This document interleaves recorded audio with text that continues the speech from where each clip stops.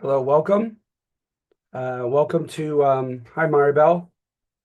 We are going to cover overseas imperialism, all right, with the Spanish-American War and our acquisition of some Pacific and Caribbean islands, all right. So before I begin, are there any questions? Maribel, you have any questions? Or Fernando? No questions.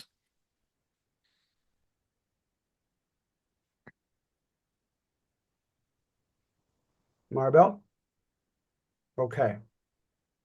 Well, feel free to chime in, okay, at any given time. I'm going to share the screen. All right. And so we'll go ahead and get going. I hope you guys had a nice vacation. I hope that you had a chance to do what you wanted to do, whether it's relax and stay at home or go visit somewhere, etc. All right. So, at any rate, getting into the Spanish-American War, right? This is an example of the historiography, the writing of history with interpretation of Northwestern European uh, hubris, colonialism, imperialism, etc. All right. And at this time, it made sense to some extent because if you look at the Industrial Revolution, Northwestern Europe took off.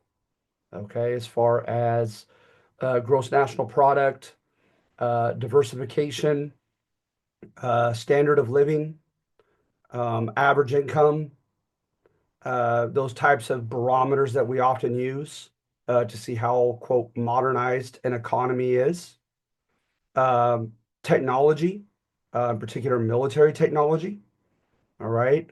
Uh, England, Germany, France, they're at the forefront of all of this. And now the United States, it has come of age. All right. By the 1890s, we had arguably um, ascended the industrial uh, pyramid, if you will. I know Alan Brinkley in his textbook, he contends that using those barometers that I mentioned, that the United States went from like 16th in the world to number three, and then of course to number one. All right.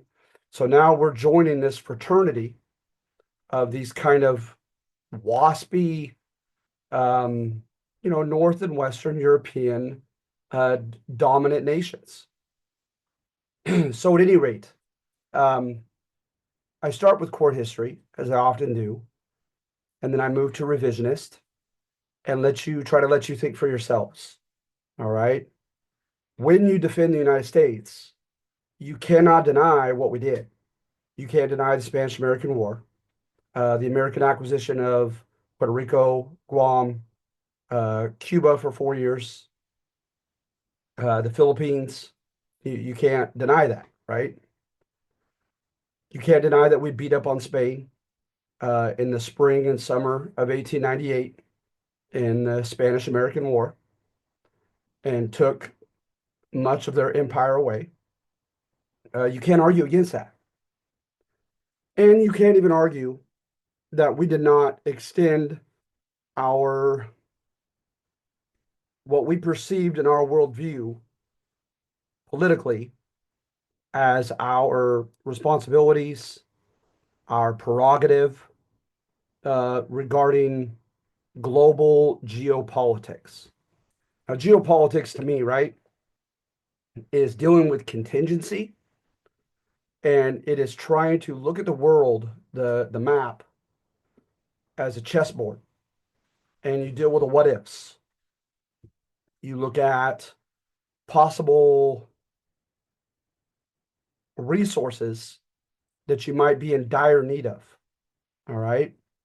You delve into geographical hotspots that are vital to your strategic safety. Okay. And what you do is you preemptively Um, Seek out your country's best self-interest regarding resources, regarding geopolitically strategic areas that are going to be important to your nation's welfare and safety, and you don't apologize for it. Okay, that's what I mean by geopolitics.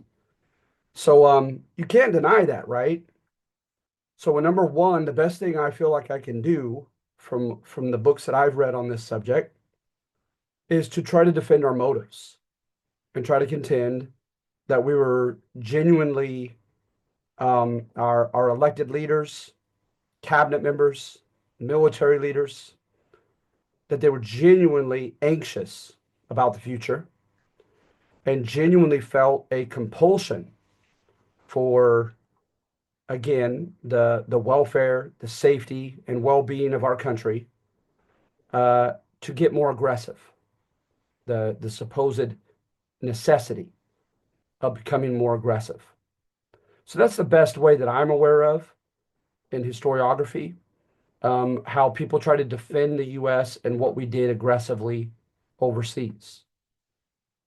Now, a lot of these countries, like Spain that we defeated and her colonies, were technically Hispanicized, right? They'd been politically, economically, and socially printed upon by Spain. All right. And that's why it is very vitally relevant to the Mexican American experience, the Latino American experience. All right. So you get into these ideas that I generically call dangerous. And I call them dangerous for one simple reason is it seems like with many of them, the implications, if you truly believe, these theories, the implications are you're going to get aggressive. Okay. They're going to justify more aggressive geopolitical foreign policy. All right. So at any rate, let's look into some of them. You have Herbert Spencer, Thomas Huxley, and social Darwinism. And that what they did is they applied the whole idea of survival of the fittest to societies. And no, they didn't say that they're because of random mutations in the human beings that constitute the countries that this or that happens. But instead, they get into governmental evolution, governmental decisions, governmental behavior. And what they contend is pretty simple, is you got to move with the times. You have to move with the times. So to them, right, it stands to reason that because they had roughly a Republican form of government, remember that's a mixed government of representative democracy, some elements still of aristocracy, and some elements of a monarchy combined together with checks and balances, that they believe that was the most uh, evolved political organization.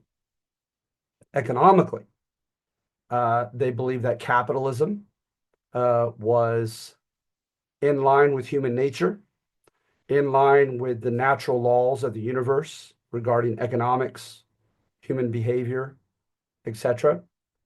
And of course, they embraced the Industrial Revolution and all that went with it. And with that, you have diversification. So you open up a myriad of new industries so that you're not economically dependent upon other countries for certain key commodities. Um, Also, to a degree, economic interdependence. You can still focus on a few main industries and still import some main products from other countries that some believed and still do that can help deter war when you need commodities from one another. It's like biting the hand that feeds you if you should go to war with them. And of course, embracing technological advancements. Okay. So they look at these other countries and they see a primitive failure to evolve economically and politically. Then with culture, I would humbly make the argument that by 1898, the main political ideology that was really big was bigger government liberalism and oftentimes under the title of progressivism. And we'll get into the progressive movement after this. All right. And so at any rate, the idea is, right, is that you have to change with the times. You have to constantly evolve, you have to modernize in every facet of life. And if you don't, you could be, quote, weeded out. Your existence as a gens, as a people, as an ethnic group, as a quote race, because they race was a big concept at that time, and as a nation. All right.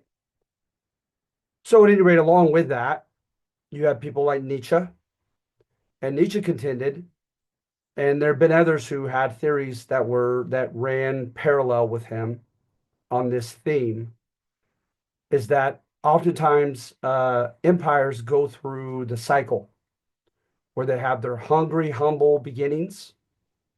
They have their rise, their meteoric rise, and time of fancy word is hegemony of domination. But then they get too comfortable. They get too soft. They get too civilized, and they lose their aggressive touch, and they pay for it because a new empire that is now as hungry and humble and ambitious as they had once been usurps their position and takes over for them. So, thus, kind of a generic theory of the rise and fall of empires. So, Nietzsche was telling people don't grow soft, especially people in developed countries that live in cities, etc. Then you also had Malthus, and Malthus was, I call him the Mad Max guy. He contended that the availability of resources uh, was, is, and will be finite. There's only so much water, only so much oil and petroleum, natural gas, minerals, mineral wealth, etc. Right? But that population is burgeoning exponentially. So not just 2 to 4 to 6 to 8, but 2 to 4, and then from 4 to 8, and 8 to 16, etc. So that populations one day, and perhaps soon, are going to outstrip the availability of resources. And then you will find yourself in this global dystopian battle for resources. And then you have people like Gobineau and Chamberlain, who stated that different peoples, different gens, different races are going to eventually fight it out for scarce resources. Okay. So you have that as well. Then you have, let me see here,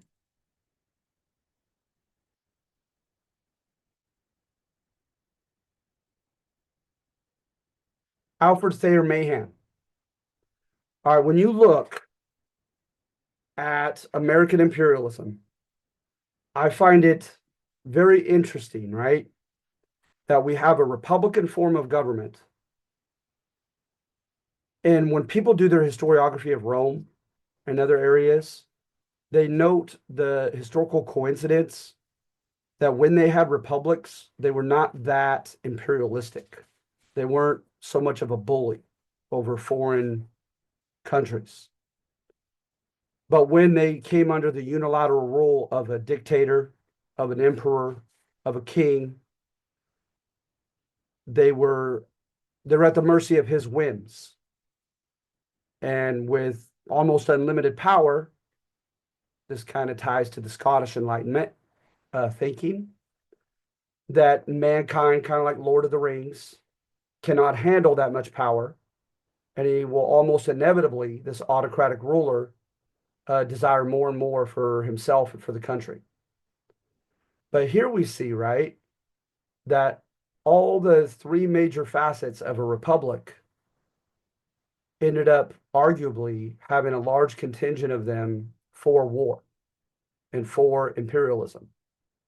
You have the demos, the common people, all right?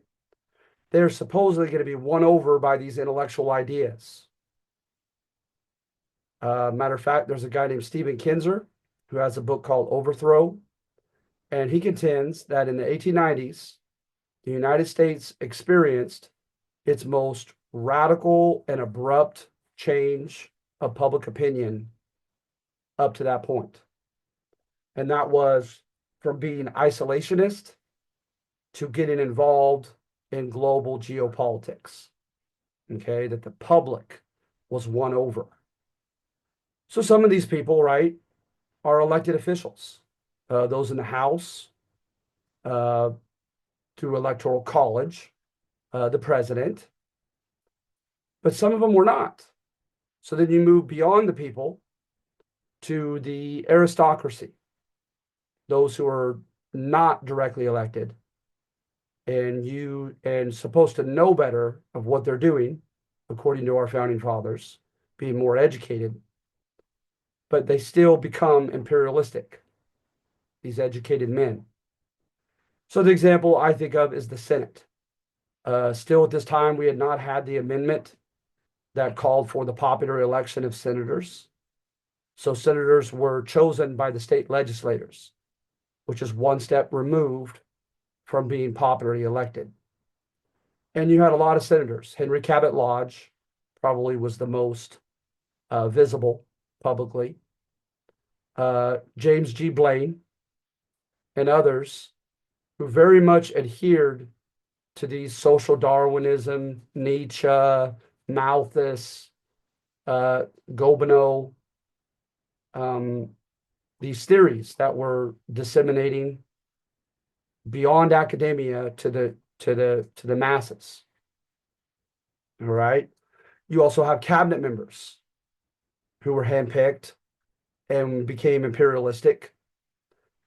And then, of course, you had military officers who were appointed and quite imperialistic as well.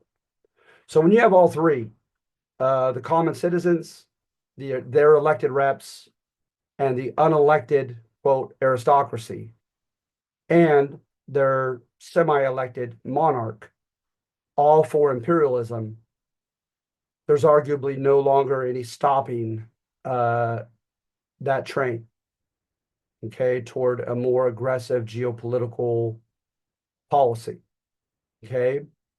So at any rate, that's what happens here. And a lot of these men in the Senate, in the Foreign Relations Committee in particular of the Senate, they really ran with this single guy's book on the influence of sea power. All right. And Alfred Thayer Mahan kind of amalgamates all these different spreading ideas and theories into one work and says, because of the reasons that have been spoken about, America needs to get more aggressive.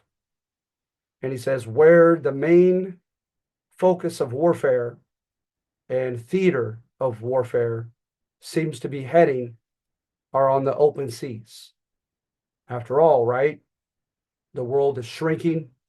It's globalizing economically and through communications, etc., and transportation. And when you look at a map, there's a lot of blue on it.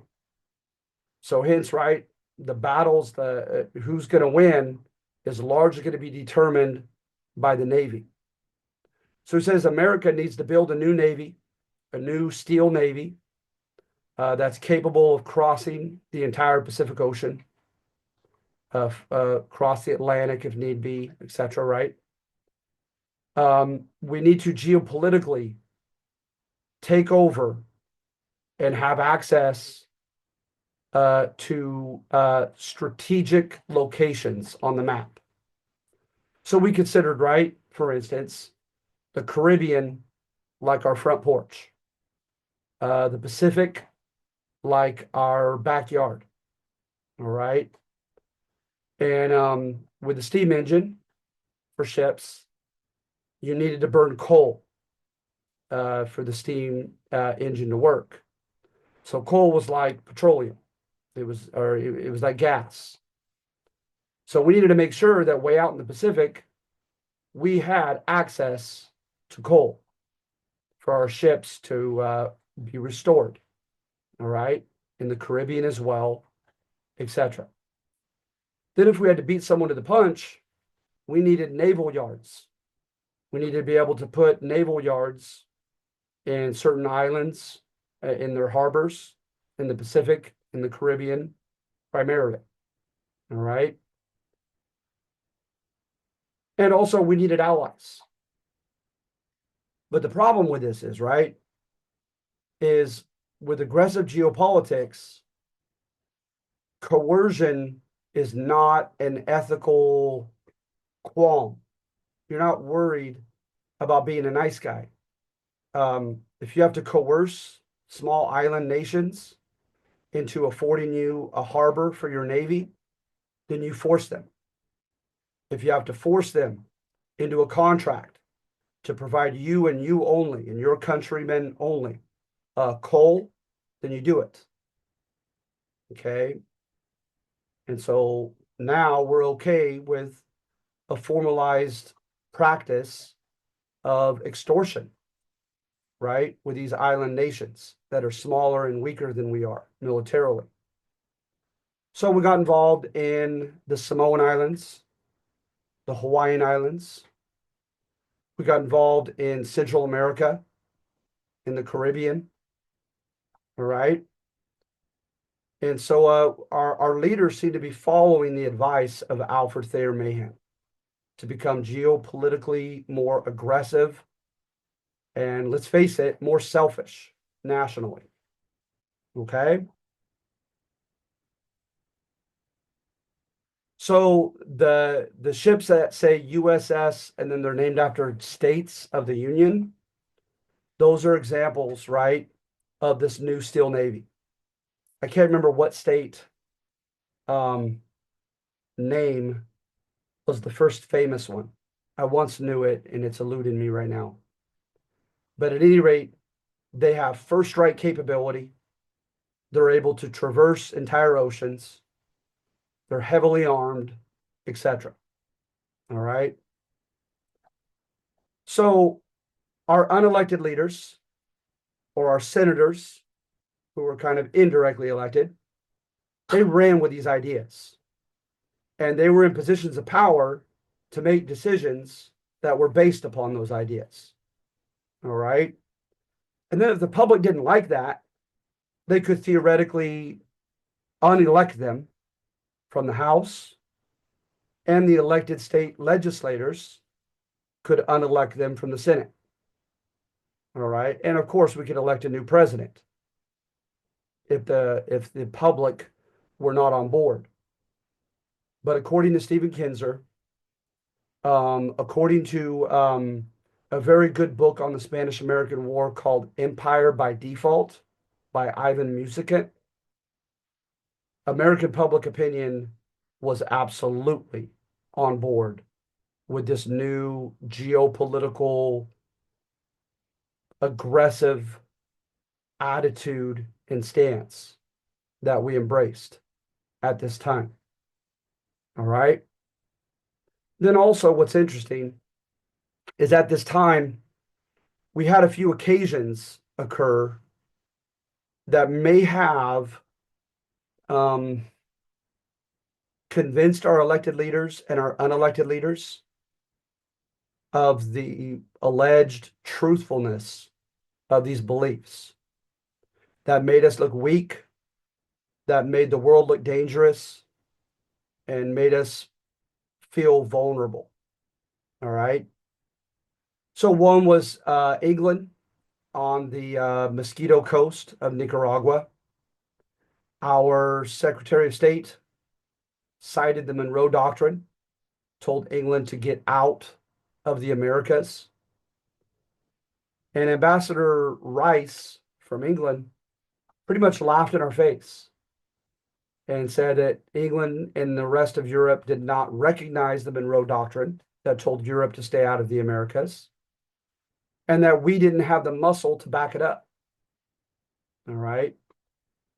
Then, in addition to that, there was a Chilean episode in Valparaiso where some of our sailors went ashore, went into a Blue Lagoon saloon, engaged in a fight, and about 6 of them were stabbed to death by Chilean police officers. We asked for a redress of grievances, a payment, formally apologizing, and the leader of Chile was not having it. All right. We also helped foment a coup in Haiti. They had a particular leader. I think it was Guillaume Sam. He was killed by his own people. And there was another leader named Legitime, and he was overthrown. And we were happy about that and had something to do with it under a guy named Hippolyte, because we had made an agreement with Hippolyte that he was to grant us the concessions we were asking for from Legitime, who had said no. Well, Hippolyte turned on us. He received our help, but then when he succeeded, he too refused to grant the concessions to us. And we contended that we were going to invade, he threatened to invade Haiti. And Germany said that they would defend Haiti. And we stopped because we were scared of the mighty German Navy.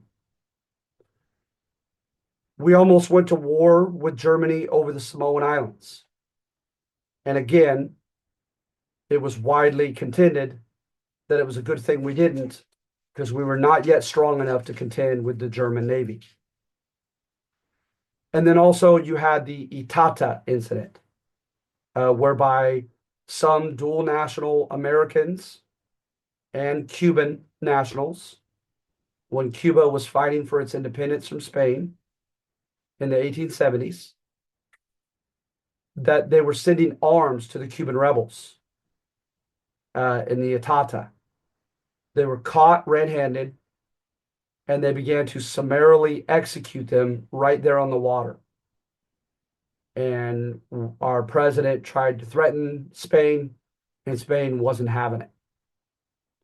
So you have instances like this that seem to only confirm to the credulous population of this generation that these ideas were true, that it is a Darwinian world, that you have to be strong and aggressive. If not, you're going to be chewed up and spit out by the stronger nations and their militaries. So at any rate, the press, by the way, is going to do its part of trying to foment a more aggressive stance and involvement in global affairs. And it's known as yellow journalism. And it became known for its sensationalism, deliberately trying to appeal to the pathos, to the emotions of the readers, trying to make them indignant or righteously angry about some alleged atrocity or injustice, and trying to foment patriotism. And again, a great national sense of anxiety that we need to toughen up. All right. So that's number one. I would argue that's court history, because ideally, right, were depicted as the quiet guy in the room who wanted no trouble, but trouble came to him. He became convinced of the necessity of becoming more aggressive. All right. And then it also helped that there were more humanitarian variations of these beliefs, like the white man's burden, which simply contended that countries that were primitive, quote, third world countries, were bound to become extinct if nothing changed. So if they were in a geopolitically significant spot on the map that was significant for our defense, our welfare as a country, then they're better off being taken over by us because we are going to modernize them. We're going to bring progressive reforms to their backward island people and help prevent them from becoming extinct. And then, of course, it's kind of a quid pro quo thing. We're going to get what we need from their island nation as well. But it's supposed to be a win-win. So Theodore Roosevelt, right, involved in the Spanish-American War. He stepped down as vice president, and he also, I believe, was the assistant secretary of the Navy at one point. He's going to fight in Cuba in the Spanish-American War. And then our president, who gets us involved in that war, William McKinley, will be assassinated. And Roosevelt becomes, I believe at that time, the youngest president. And there's good evidence because he left a very dense written record that he believed in most of these beliefs that I've just explained. So that he believed truly it was a necessity for us to get more aggressive. So you see it in his writings, right? Where he depicts Puerto Rico, he depicts the Philippines as having very archaic, right? Like very old school and outdated practices and institutions, and that those needed to be changed. One, for instance, was that the progressives were into rule by experts because the progressives were kind of like almost neo-deists. They believed that there were natural laws that applied to all the arts and sciences. And whatever coincides with natural laws is most healthy and best. And so they contended that charismatic leaders in these Hispanicized island countries were ruling, and they kind of had a good old boy club of nepotism, of favoritism to their own family, to those who would offer them what they wanted, rather than to experts who could more intelligently lead their economy, their military, their budget, etc. And I don't know the source of that word, but the word tied to it was Chaldeoism. A Chaldeo was a charismatic Latino ruler. Okay. So they believed that nepotism and corruption were a grand part of the political tradition that Spain had wrongly and unhealthily bequeathed to Cuba, to Puerto Rico, to the Philippines. And the U.S. had to start over and educate them on proper modernized politics. All right. And economics and culture. So when they got involved in these countries, right, oftentimes they would have something tantamount to joint rule, but joint rule was not quite an honest title for it because the Americans were in control. But again, because the Americans were handpicked for their education, their educational background, their political experience, that was seen as okay, that Americans had more power than the very indigenous people to whom that island belonged. But the idea was, right, is that it involved steps of quote tutelage. We're going to tutor, we're going to mentor, and we're going to help these Puerto Ricans learn self-government, these Filipinos, etc.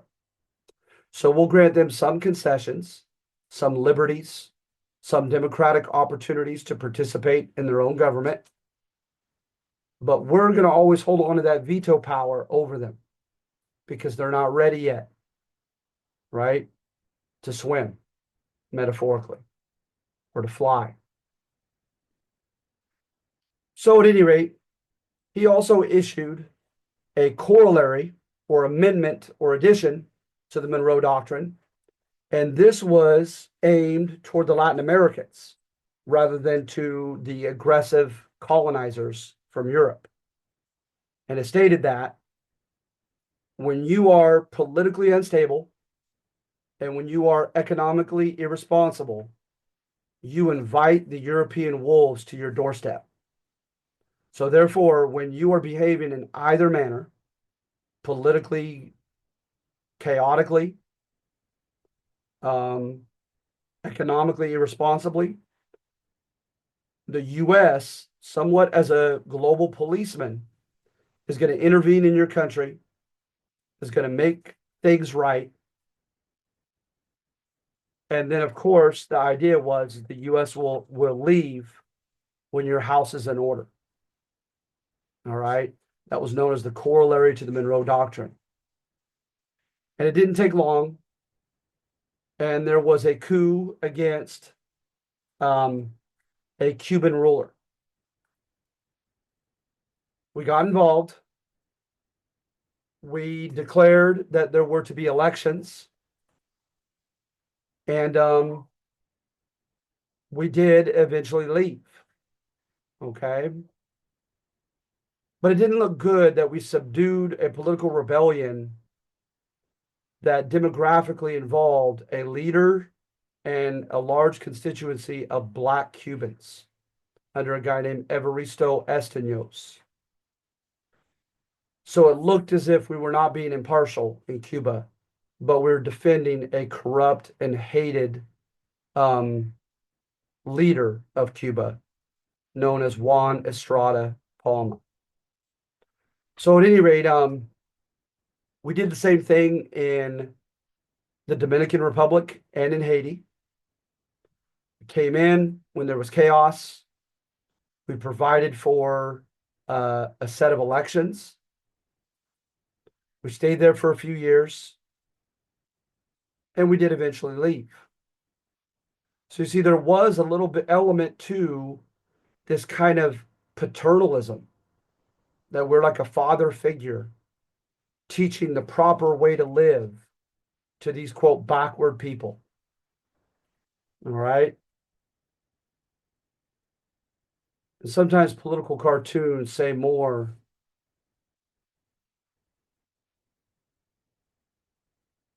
than narrative. By the way, we allowed a Bill of Rights.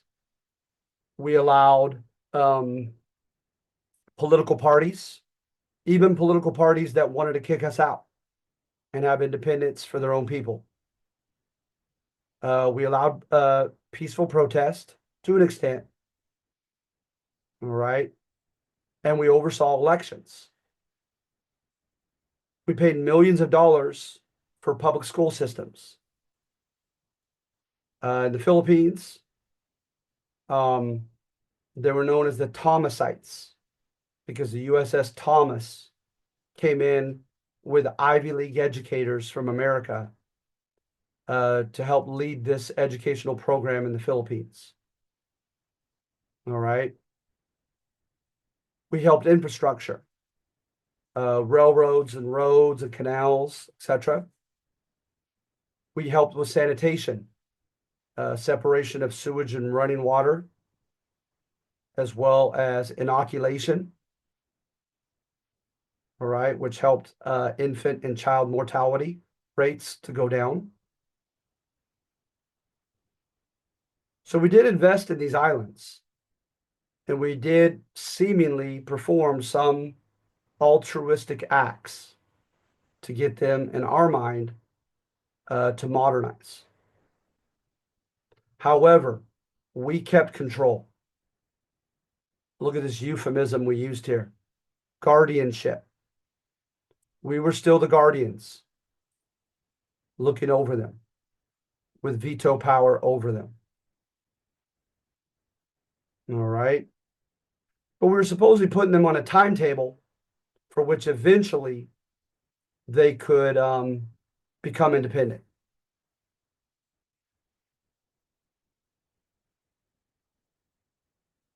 The Jones Act set the Philippines on a schedule toward independence.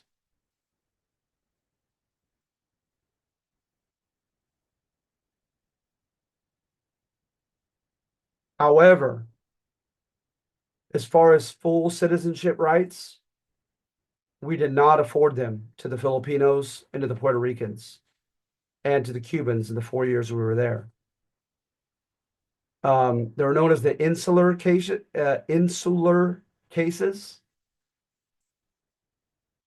And they concluded, our Supreme Court, that as the American flag spreads its wings over other countries, all the rights of citizenship are not naturally, not automatically given and recognized for the people that we take over. We could give them limited rights, limited participation in government, etc. And what also didn't look good is we looked to the elites. They were called ilustrados, a class of leisurely educated, many of them biracial, right? With a Spanish dad and a Filipino or Puerto Rican or Cuban mom. So they had a sense of elitism over their own people. So the fact that we allowed them a lot of the positions of power in their participation in their own government, in hindsight, that doesn't look too democratic. But look at this. You see these Anglo teachers, Uncle Sam on the left, teaching these backward, dark-skinned island people the proper ways of civilization. All right.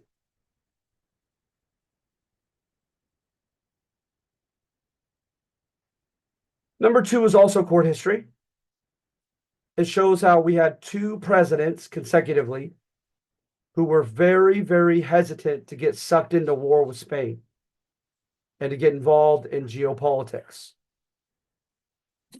The first was Grover Cleveland, and the second one, who succumbed, was, but supposedly very begrudgingly, was McKinley, William McKinley. So is there evidence that the Cuban leaders of the rebellion were trying to get us to help them out? Absolutely.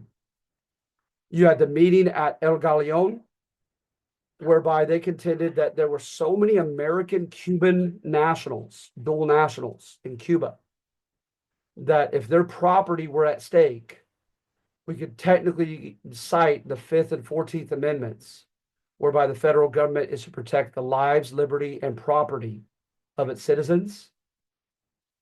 And it doesn't say if that means the citizens are in another country. So it's up to the interpretation of that regime. So they tried to deliberately destroy property of dual citizens just to kind of manipulate the American government into getting involved to protect their American citizens' property. But it didn't work.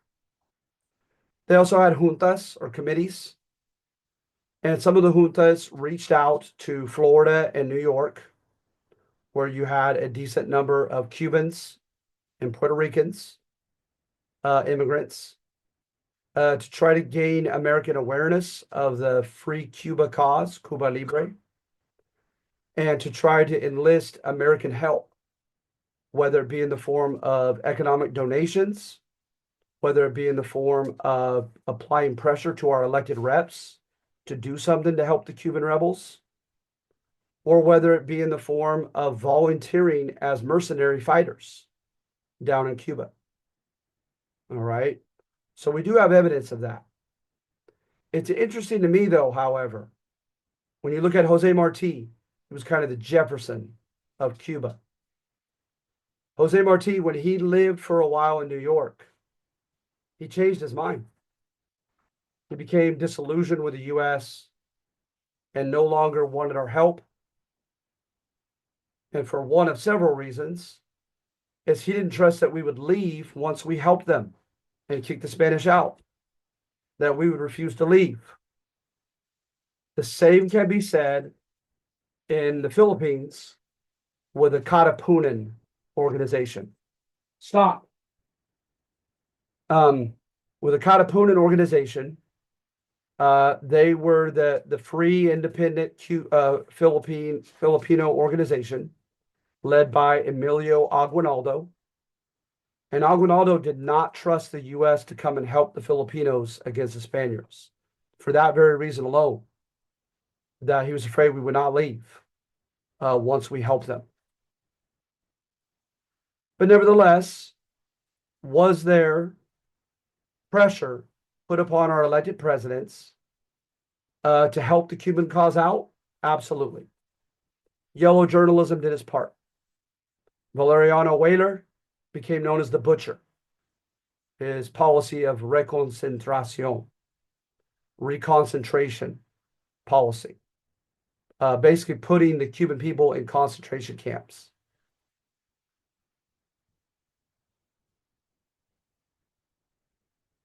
So at any rate,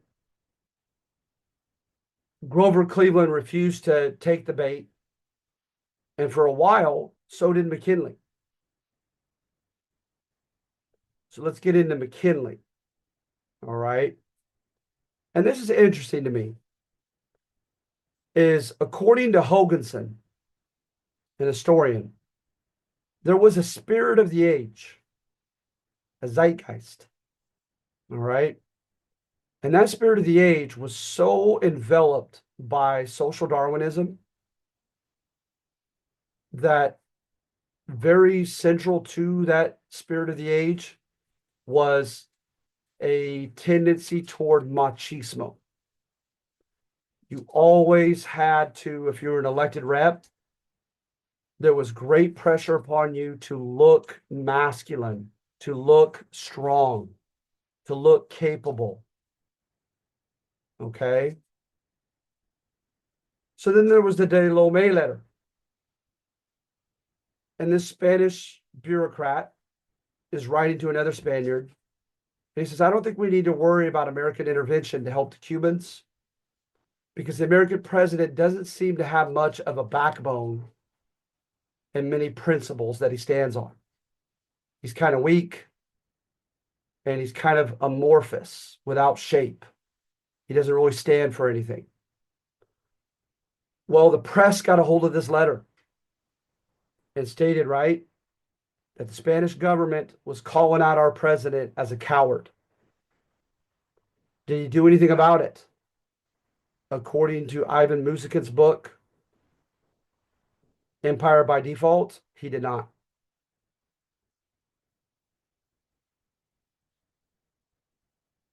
Look what Senator Chandler said, who was for helping the Cubans. We will declare war against Spain in spite of him, in spite of the president who has no backbone. Then you had a Spaniard bullfighter who came into Havana, and people from all over the world came to watch the bullfight. And Cuban rebels took advantage of that publicity and protested at the bullfight. And the Spanish roughed them up publicly, engaged in mass arrests, and some of them were American Cuban dual nationals. So supposedly now at this point, McKinley says, I have to put a little bit of fear into Spain to let them know that we're watching, especially pertaining to dual American citizens. So he sends in the USS Maine to somewhat deter, even intimidate the Spanish into Havana Harbor. Well, it was there, if my memory serves me correctly, about 6 weeks, and then it exploded, killing well over 200 American sailors. Well, we sent in a scuba diving expedition, so did Spain. And what do you know? We found one part of the ship with evidence of an external explosion. So hence like an enemy, right, with an underwater mine. And the Spanish found evidence of an internal combustion, which of course would conclude that it was an accident. But we stood by our own interpretation, and the press ran with this, right? So much so that throughout the war, when we fought Spain, people would say, remember the Maine, to hell with Spain, as a mantra. But look, even at this point, with the death of 250 Americans, President McKinley says, I do not propose to be swept off my feet. So he's still showing signs of that quiet guy in the room that doesn't want any trouble.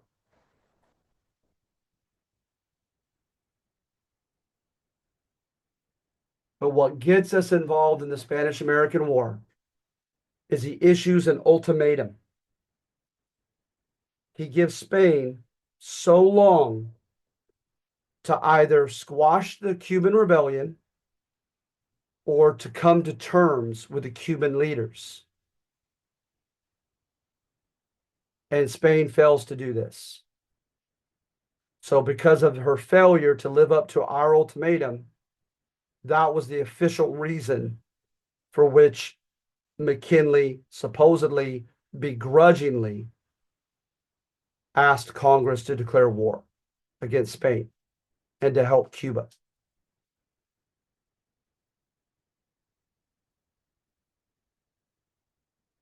Now I take a turn into the revisionist historiography with number 3. This ultimatum, right? There's plenty of evidence to suggest that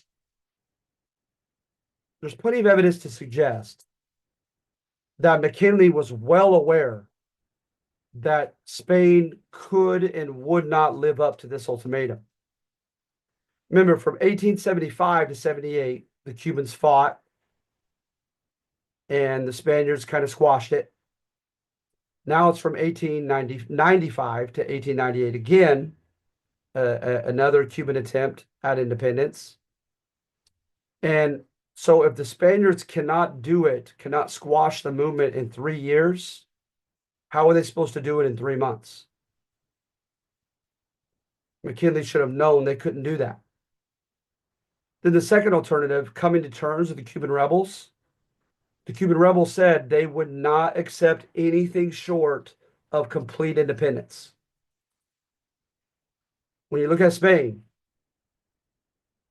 the conservative regime lost its majority in parliament.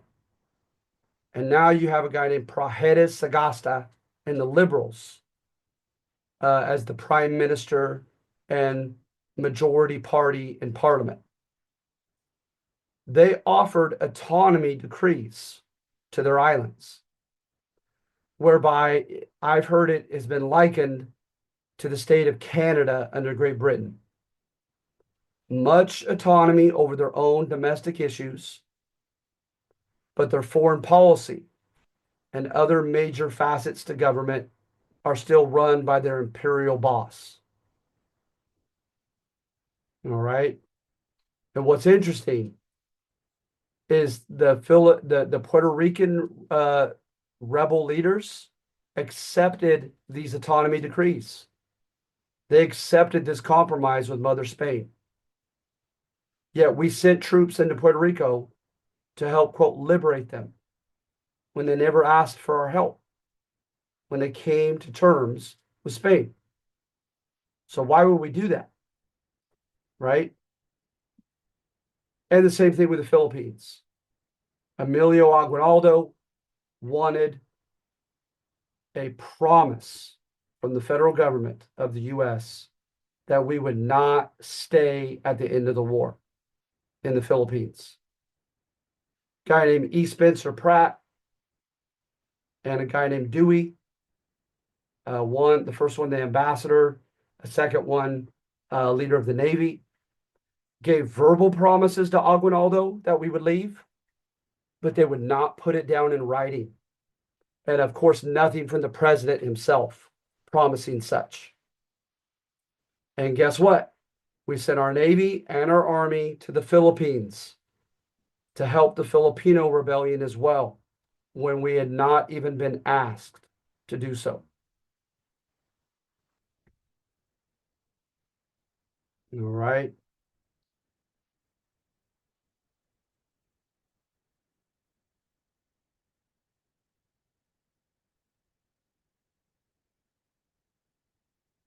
So then at Malolos in the Philippines, Katipunan and the other leaders of the Filipino rebellion established a federal constitutional republic like that of the US. And guess what? McKinley would not recognize it. He said, "You guys are not ready for a government like ours." And as I mentioned in number one, we're going to have a system of guardianship. So, for instance, in the regions, they could elect something tantamount to a local Filipino as governor, but then there were two American handpicked officers who worked with him, 2 against 1. There was a lower democratically elected House in the Philippines, whereby they elected Filipinos, but a hand-picked upper branch that had veto power over them, and a hand-picked American governor with veto power over them. All right.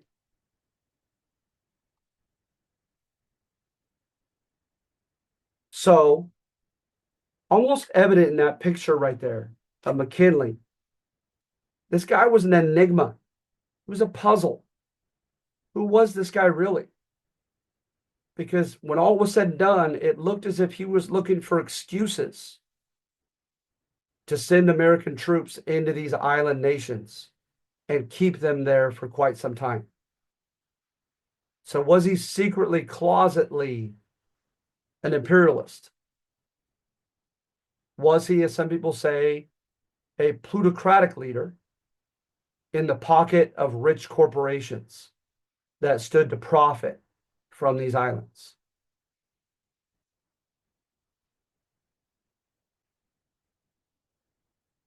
And that's the theme of number 4. You look at Charles Denby as a diplomat to Asia. He pretty much overtly insisted upon mineral rights, trading rights, entrepreneurial rights in one Asian country after another, trying to strong arm them into granting such concessions. And as soon as those concessions were made, major American corporations got involved in those countries and made a lot of money. Pretty simple thesis on number 4. Suggesting an American imperialistic plutocracy ruled by the rich and the federal government in cahoots with each other. We asked for most favored nation status in China. whoever had, which was England at the time in Canton, the best commercial concessions. We wanted the same. When the Boxer Rebellion arose against what they saw as a sellout Chinese government and ruled by European corporations and colonial powers over China, we sent troops into this domestic fight in China to repel this rebellion.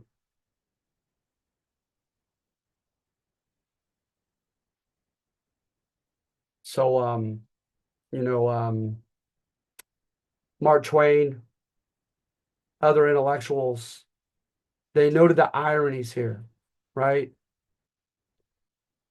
Land of popular sovereignty, government by consent, land of freedom, opportunity for all, liberal concentration on individual autonomy to be your own boss in life. And yet we're taking over one island nation after another. They noted that irony.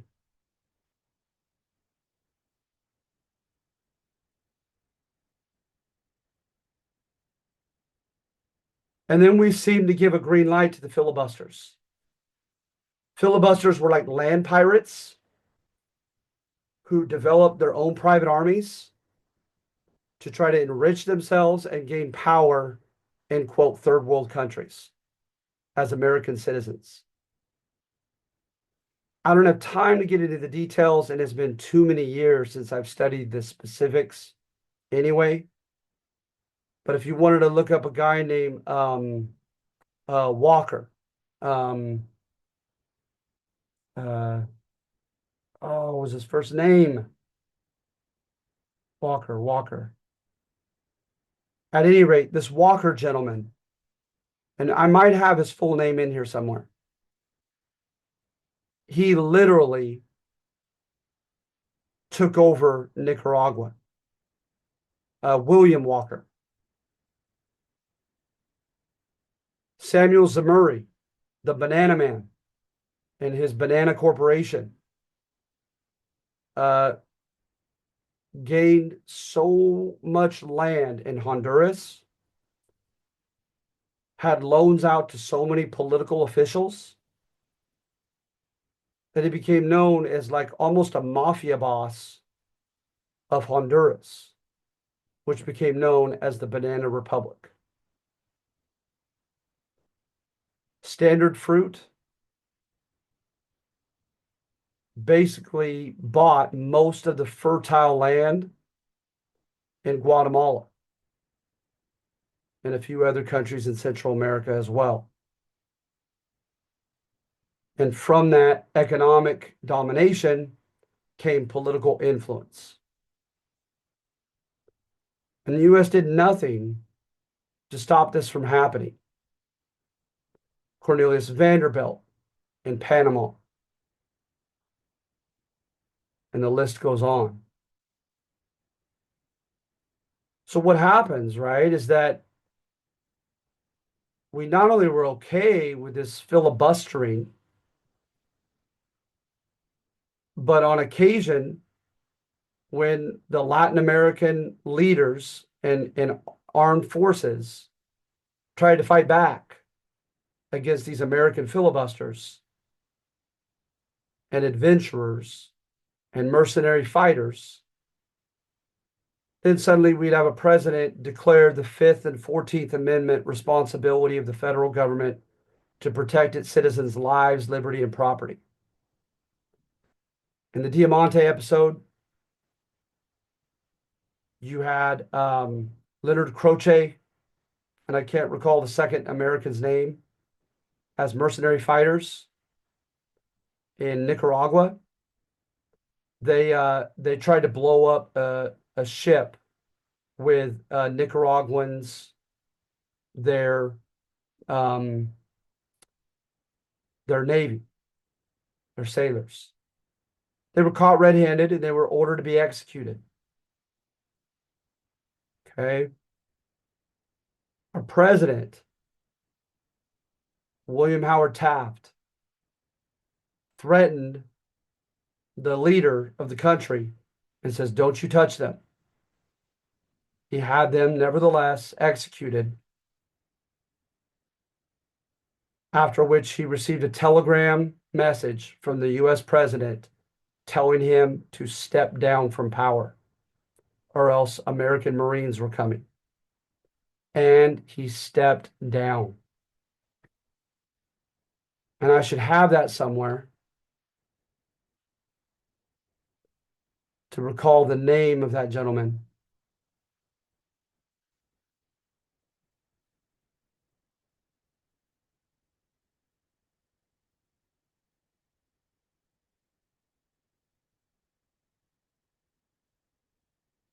At any rate, I believe it's somewhere in here.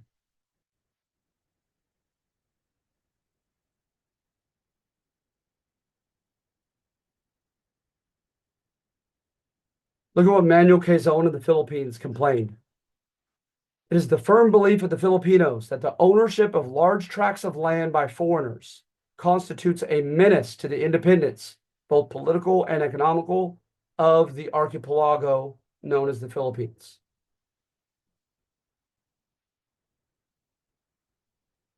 All right.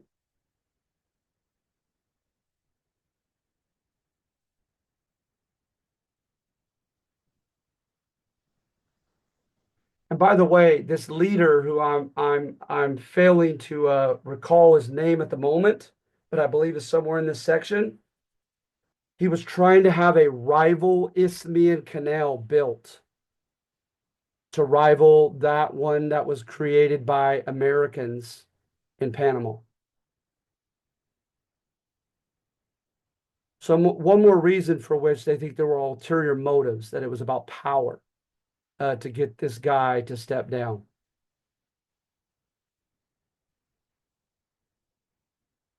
And of course, the Panamanian Canal, you'll see evidence here. I've written about it. We endorsed a coup in Panama to break free from, was it Colombia or Venezuela? Colombia. And then their first line of business was to grant us the lease for the canal.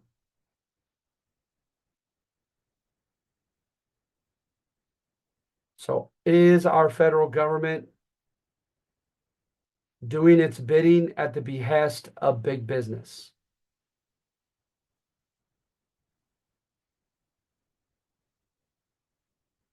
All right. Are there any questions? No questions. Okay. Thank you. Okay, yeah. Thank you. All right. Let me write your names down for your well-deserved extra credit. Wouldn't you say, though, for, what many believe to be a bit of a boring subject, wouldn't you say that this is a pretty interesting topic? Yes, it is. Yeah, that's the one. It has a lot of information. It sure does. Yeah. It sure does. All right. Well, thank you to both of you. You will get your extra points, especially going over an hour. I may give you 10 instead of 5 points. I'm very, very grateful for your presence here today. All right. Thank you. Uh-huh. So you guys have a good week, okay? And take Okay. care. You as well. All Bye-bye. right. Bye. Bye-bye. All right. Bye-bye.